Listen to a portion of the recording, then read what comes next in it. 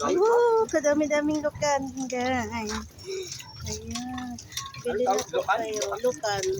Bili kayo guys ng lukan. PM namin. Ayan. Tigugas namin. Tapos na din. Ayan yung nagpo ng lukan. Flexible lang yan eh.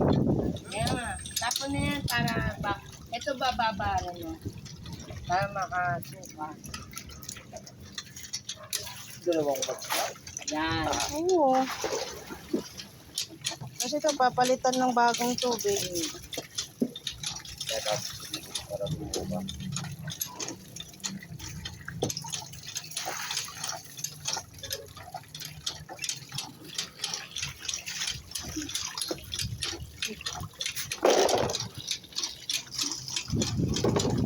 Nakakatuwa eh.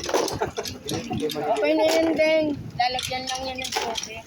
Papasukahin lang. Ay, okay na to?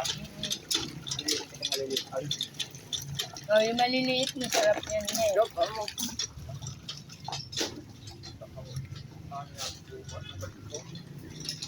Wow.